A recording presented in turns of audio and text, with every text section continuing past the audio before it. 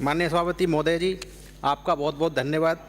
आपने मुझे परिवर्तित बजट 2024-25 पर बोलने की अनुमति प्रदान की। माननीय सभापति महोदय जी, आज हमारे माननीय मुख्यमंत्री महोदय जी पूर्वी राजस्थान से आते हैं और पूर्वी राजस्थान के अंदर हमारा धौलपुर, करौली, गंगापुर, सवाई माधोपुर, भरतपुर और दौसा, 5-6 ज़िले आते हैं। जो बजट पेश किया गया है उसमें सिर्फ और सिर्फ जहां आपके भाजपा के विधायक हैं वहीं सिर्फ बजट दिया गया है और जहां कांग्रेस के विधायक हैं वहां बजट नहीं दिया गया। तो ये पूर्वी राजस्थान की जनता के साथ बिल्कुल कठोराघात है, उनके साथ धोखा हुआ है। ये उनके साथ बिल्कुल धोखा हुआ है। पूर्वी राजस्थान के अंदर जो जनता आपको देख रही है उनके साथ बिल्कुल धोखा किया गया है। रही आपकी बात, आप देख लीजिए साहब, सुनिए, 25 में से 14 पे आए, 11 हमने जीती हैं और पूर्वी राजस्थान में तो सुपड़ा साफ किया है हमने आपका। रही आपकी बिजली की समस्या, पिछले 7 माह से जो आमजन बिजली से त्रस्त था, परेशान था, गर्मी कितनी पड़ी थी, हीट वेव चली थी, लेकिन आपकी सरकार के द्वारा उनके लिए कोई प्रावधान नहीं किया गया। आपने बजट में बताया गया है कि 2 साल के अंदर हम 2,08,000 घरेलू कनेक्शन देंगे, लेकिन मैं आपसे कहना चाहता हूं कि 7 महीने में घरेलू कनेक्शन की कितनी पेंडेंसी है। उनके डिमांड नोटिस भर चुके हैं, लेकिन उनके लिए आज तक पैसा भी आप जमा करा चुके हैं, लेकिन आप उनके लिए ना तो मीटर लगा चुके हैं ना ही कनेक्शन लगा चुके हैं आप उनके लिए।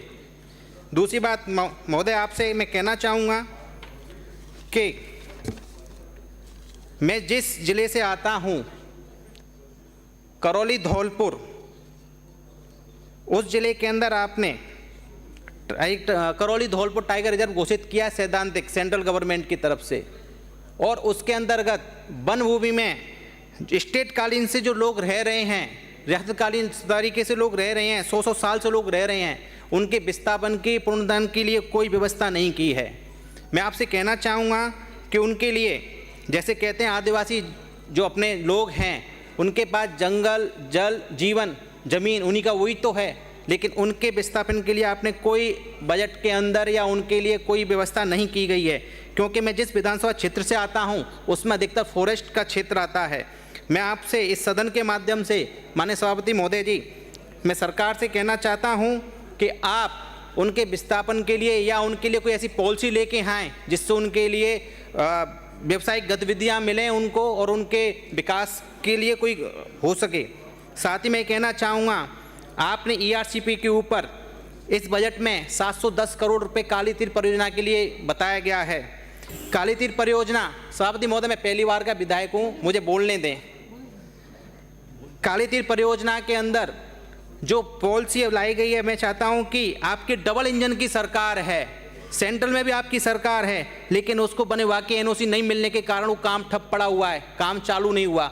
मैं चाहता हूँ कि आप सदन के माध्यम से कि हमें एक ऐसी पॉलिसी, मैं अपने साथियों से भी कहना चाहता हूं, सत्ता और विपक्ष सबसे कहना चाहता हूं कि हमें वन विभाग की एक ऐसी पॉलिसी बनानी चाहिए जिससे कि डाइवर्जन का या कोई भी सड़क हो या कोई प्रोजेक्ट हो तो राजस्थान सरकार से ही उसका निस्तारण हो जाए, ना कि सेंट्रल गवर्नमेंट को जाए वो। मैं चाहता हूँ कि आप ऐसी पॉलिसी लेके आएँ।